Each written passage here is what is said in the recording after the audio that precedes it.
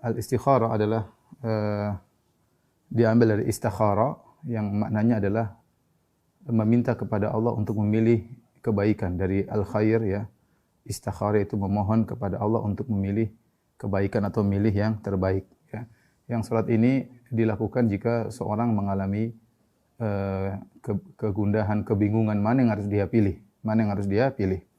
Dari sini kita tahu bahwasanya jika perkara yang sudah jelas ya tidak perlu diistikharahkan seperti mau puasa Ramadan yang enggak perlu diistikharahkan ya tinggal puasa saja ya. Misalnya mau salat 5 waktu enggak perlu istikharah ya. Itu sudah jelas ya. Demikian juga kalau hal yang tidak di luar kemampuan kita maka tidak perlu istikharah. Misalnya punya uang 500.000 kemudian mau beli mobil harganya 500 juta ya enggak perlu istikharah karena tidak ada duit untuk beli mobil tersebut ya. Tetapi kita istikharah pada perkara-perkara yang kita ragukan baik perkara agama maupun perkara duniawi ya. Dan ini salat yang Rasulullah SAW ajarkan dengan penuh perhatian kepada para sahabat. Jabir bin Abdullah radhiyallahu anhu berkata, "Kana Rasulullah SAW yu'allimu ashabahu al-istikharata fil umuri kulliha." Adalah Nabi SAW mengajarkan kepada para sahabatnya untuk istikharah dalam segala perkara, umum, mencakup perkara dunia maupun mencakup perkara akhirat. Dan ini adalah solusi yang terbaik ya.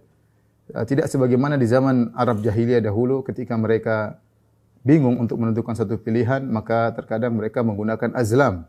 Azlam yaitu semacam sesuatu yang digoyangkan, ada pilihan iya, ada pilihan tidak, ada pilihan abstain ya. Kalau dia pas goyang keluar abstain, maka dia ulangi lagi. Kalau dia pas goyang kemudian yang keluar dikocok yang keluar adalah iya, maka dia kerjakan. Kalau yang keluar tidak, maka tidak dia kerjakan. Dan ini adalah menyerahkan pilihan kepada sesuatu yang la syai', sesuatu yang tidak ada, sesuatu yang tidak ada apa-apanya ya. Gimana menyerahkan pilihan kepada kocokan ya. Ya. Tentu ini adalah suatu hal yang kebodohan dan ini merupakan syirik kepada Allah Subhanahu wa taala. Sebagaimana juga sebagian orang di zaman kita kalau melakukan sesuatu dia tunggu toke iya, toke tidak. Oke, iya. Nanti kalau iya berarti dia kerjakan, kalau enggak dia enggak kerjakan. Ini adalah bentuk-bentuk tatayur dan juga kesyirikan menyerahkan pilihan kepada hal yang bukan merupakan sebab penentu. Oleh karenanya Islam membawakan syariat yang sangat indah. Kalau kita bingung, bimbang, langsung istikharah mudah. Kemudian kita berwudu, kemudian salat 2 rakaat meminta petunjuk kepada Allah Subhanahu wa ta'ala ya.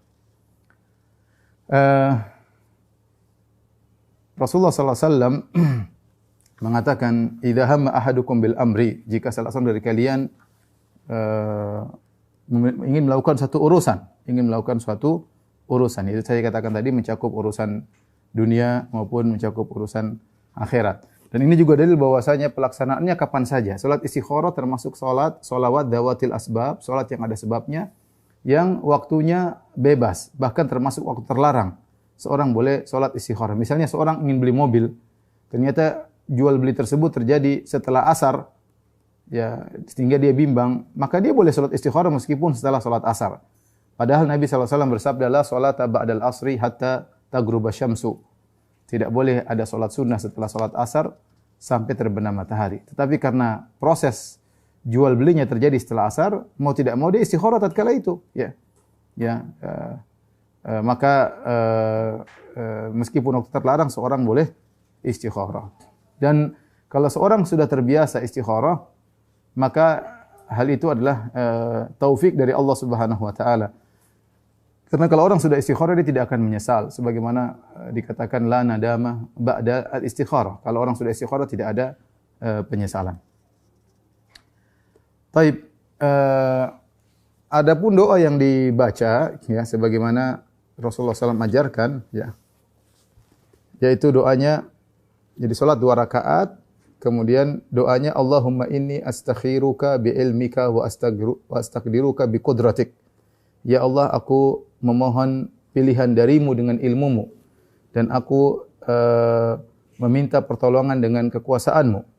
wa as'aluka min fadlik, dan aku mohon karuniamu, fa innaka taqdir wa la aqdir, engkau yang mampu dan aku tidak mampu, wa ta'lam wa la a'lam, dan engkau yang mengetahui dan aku tidak mengetahui, wa anta 'allamul ghuyub, dan engkau maha mengetahui segala yang gaib.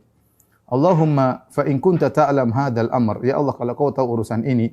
Kemudian disebutkan bahasa Indonesia kah, bahasa Arab kah, boleh disebutkan. Misalnya, ya Allah jika kau tahu urusan ini, yaitu membeli mobil ini yang di hadapan saya ini, khairan li, lebih baik bagiku, fi ajili amri wa ajilihi, dalam urusan yang kebaikanku yang dekat maupun yang belakangan, au fi dini wa ma'ashi wa akibati amri, atau membeli mobil ini lebih baik bagi untuk agamaku dan untuk kehidupanku di dunia dan juga kesudahanku, ya. Faqdurli wa yassirhu li, maka mudahkanlah aku dan takdirkanlah bahwasanya aku beli mobil ini misalnya. Tsumma barik li fihi. Jadi dia tadi sebutkan, ya, Allah fa in kunta ta'lamu hadzal amr, ya, kalau kau mengetahui perkara itu. Terus dia sebutkan. Misalnya dia pakai bahasa Indonesia, ya Allah kalau mobil ini baik, mobil ini saya membeli mobil ini, khairan li, baru dia lanjutkan lagi doanya, lebih baik bagiku dalam urusan duniaku, agamaku, maka takdirkanlah aku beli mobil tersebut dan mudahkanlah aku. Kemudian tsumma barik li fihi, kemudian berilah berkah kepadaku pada mobil tersebut.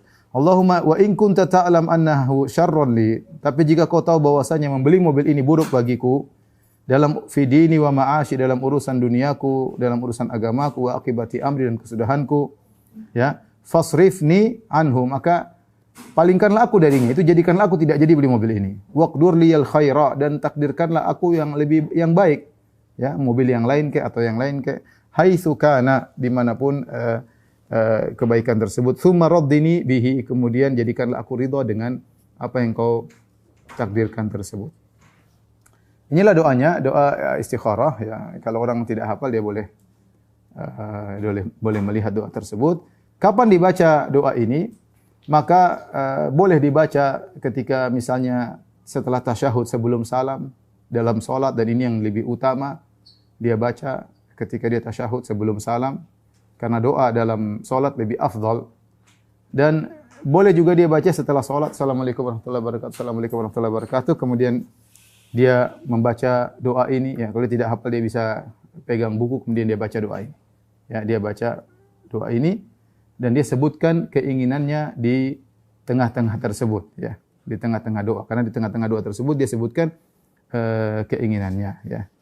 Setelah itu selesai, ya. Tapi yang afdal adalah dia berdoa sebelum salam, sebelum salat selesai. Dan tidak mengapa dia gabungkan antara doa bahasa Arab dengan bahasa Indonesia. Jadi untuk lafal doanya bahasa Arab, yaitu Allahumma inni astakhiruka bi ilmika wa astaqdiruka bi qudratika wa as'aluka min fadlika fa innaka taqdir wa la aqdir wa ta'lamu wa la a'lam wa anta 'allamul ghuyub. Allahumma fa in kunta ta'lamu hadzal amr. Dia sebutin, saya ingin menikah dengan fulanah. Kemudian dilanjutkan bahasa Arab, khairan li fi ajili amri wa ajilihi au fi dini wa ma'ashi wa akibati amri faqdur li wa yassirhu li, dan seterusnya sampai akhir doa, ya. Kalau dia tahu bahasa Arab lebih baik tentunya. Baik, yang sering ditanyakan, Ustaz, apakah setelah istikharah kita harus menunggu mimpi? Jawabannya, salat istikharah tidak ada kaitannya dengan mimpi, ya. Makanya Rasulullah SAW tidak menyuruh untuk menunggu mimpi, dan mimpi tidak bisa dijadikan patokan karena setan bisa masuk dalam mimpi. Bisa jadi seorang setelah istikharah dimimpikan oleh Allah Subhanahu wa taala sebagai petunjuk.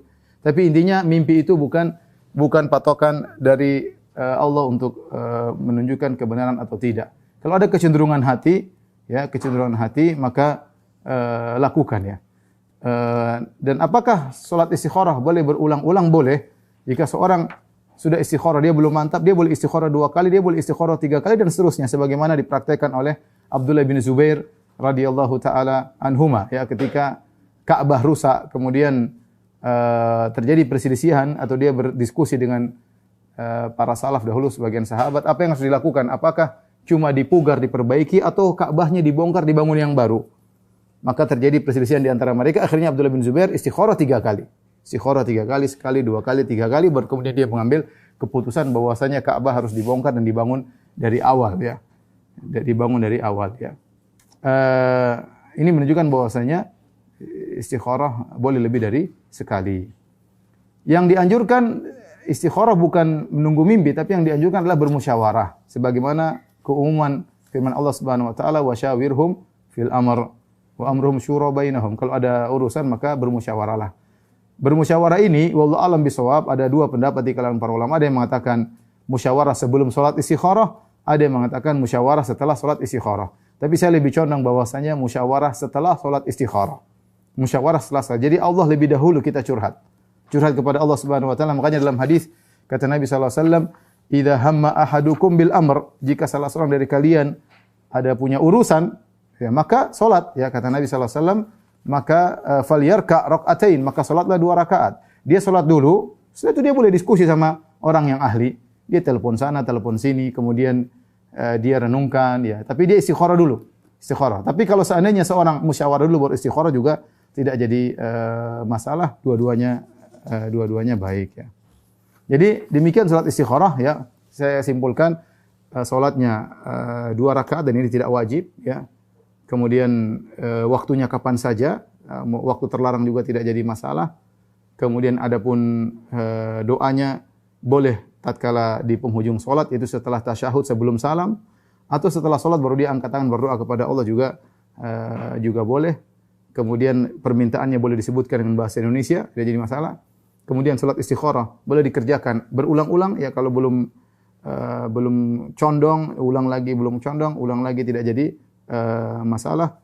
Kemudian kalau bisa istikharah disertakan dengan musyawarah, dan musyawarah ini bisa sebelum istikharah dan yang terbaik setelah istikharah. Wallahu a'lam bishawab.